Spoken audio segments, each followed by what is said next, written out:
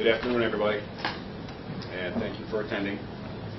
My name is Joseph Centeni, and I am the Chief of Police for the City of Watervliet Police Department. Standing to my right is Lieutenant Brian Strock. Today's conference has two important objectives. One is to inform all of you and the public regarding the arrest of Jamal Ali, a dangerous and violent sex offender. Two is to ask for your assistance to find others that may have been victimized or attempted victims of a crime by this defendant.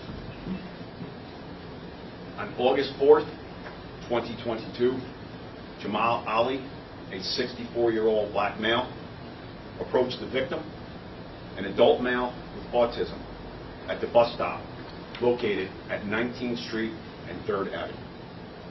After a brief conversation, Ali invited the victim back to his apartment to drink alcoholic beverages and watch movies. Within minutes of arriving at the residence, Ali turned on a pornographic movie and committed an assault. Shortly after, this courageous victim notified the department, which resulted in members of our Detective Bureau, Patrol Division, and evidence technicians to conduct a comprehensive investigation, which resulted in the arrest of Ali. He was charged with criminal sex act in the 2nd degree, criminal sexual act in the 3rd degree, and sexual misconduct. Ali was initially arraigned in Watervliet City Court and remanded to the Albany County Correction Facility without bail. However, on August 10th, 2022, at the conclusion of a bail hearing, the defendant was released under the supervision of probation with electronic monitoring. Ali has an extensive criminal history that includes arrests and convictions in New York and New Jersey. Specifically, Ali is a level 3 sex offender resulting from a 1984 conviction in Buffalo, New York for rape first, burglary first, and assault in the 2nd degree. The victim in that case was a 79-year-old person and suffered various broken bones during the attack. After serving 16 years in state prison, Ali was released to parole in July 2000. While on parole, he was violated 3 times, resulting in several additional years of incarceration. His parole concluded in February 2009. Ali moved to Watervliet in June of 2020 and has reported to our department as required by law. Based on this investigation, along with similar cases we've experienced, this defendant showed behavior that is indicative of a person who has engaged in this conduct previously.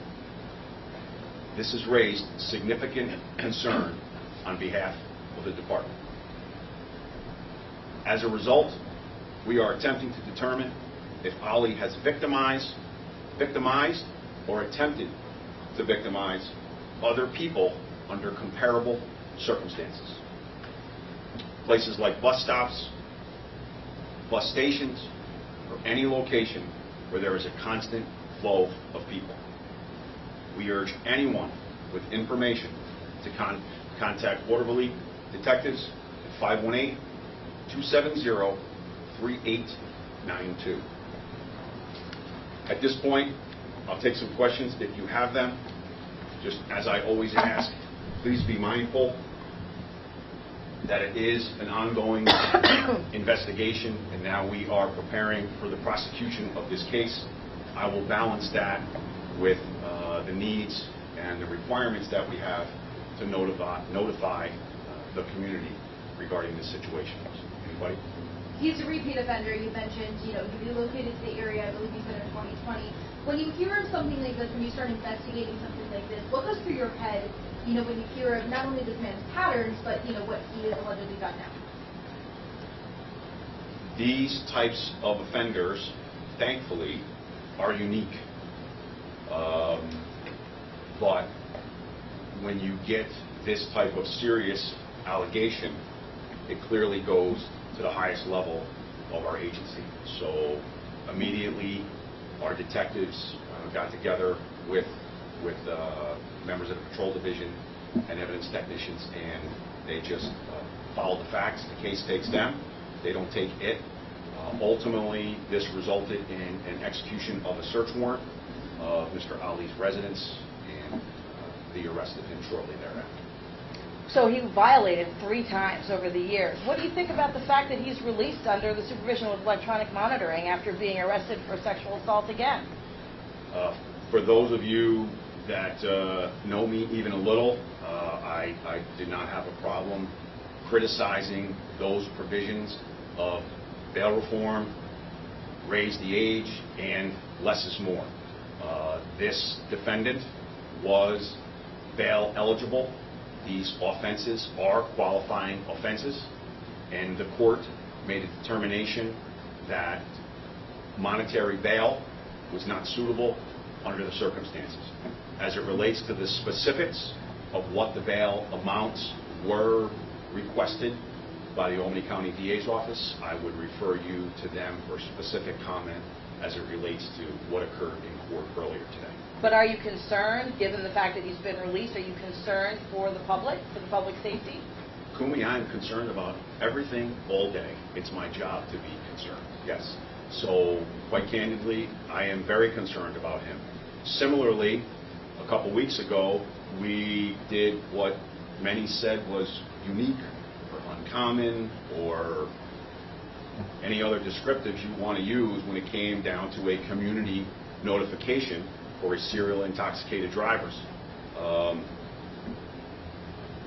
In the same line as that, we have a duty and an obligation, and quite candidly, this news conference has changed a little bit with Mr. Ali's release this morning, in that I am standing here before you again making a similar notification that we have someone on the street that has, clearly, it's unequivocal, it is not in dispute, and violent criminal history, predatory in nature. It's that simple.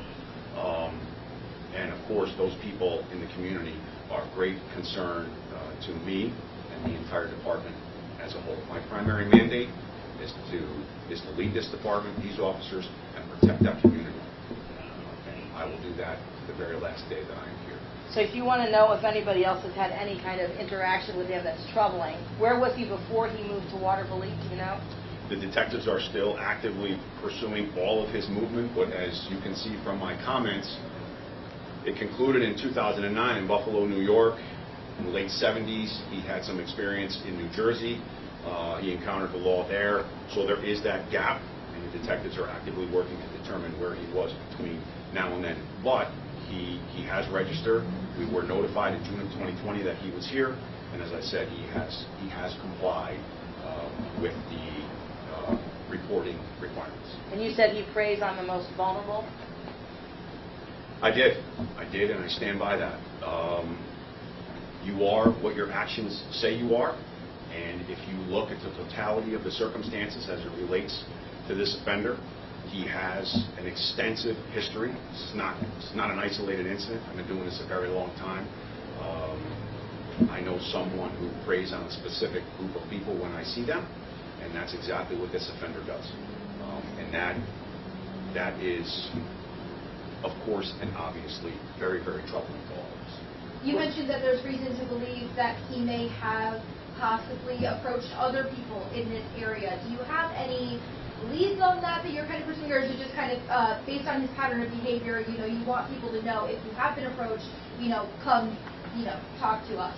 Yes, we are not actively working any other alleged offenses with Mr. Ali, but based again on the totality of the circumstances, and that includes some of the following: the length of time he interacts with the victim in this case, the content of the information that is shared, the quickness from leaving that initial contact to the location to supply the victim with alcohol, from there, returning to the residence. And very troubling, from my experience, is that the amount of time it took from being inside the residence to then transitioning to that assault. That is something that is honed over time by these types of offenders that engage in this type of conduct. It's predatory behavior. It's absolutely predatory. That is not in dispute. Yes. The public record of the sex offender registry shows him having a house basically on 3rd Ave near 119th Street. Is that correct? Yes. What's public record in the arrest reports and the accusatory instruments, that is the information that we have with our sex offense. And the bus stop. Sorry, that's all right. That it is in line with the address that we have with our sex offender registry. Yes. What do you have to say about the victim's bravery in coming forward?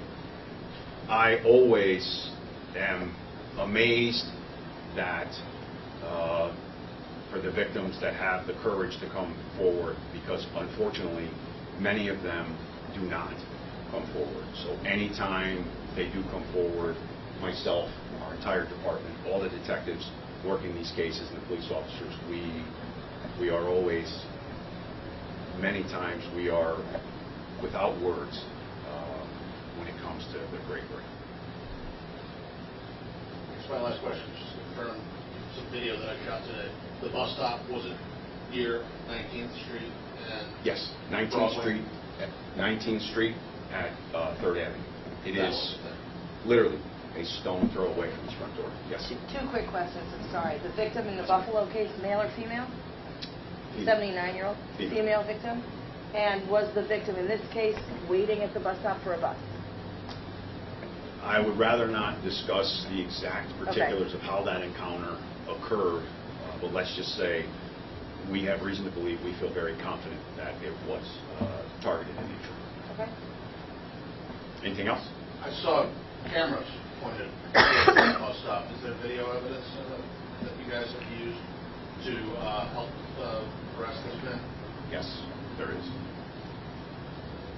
As it relates to that, video evidence, like every case, it's not the end-all, be-all. It doesn't solve everything, but it certainly is.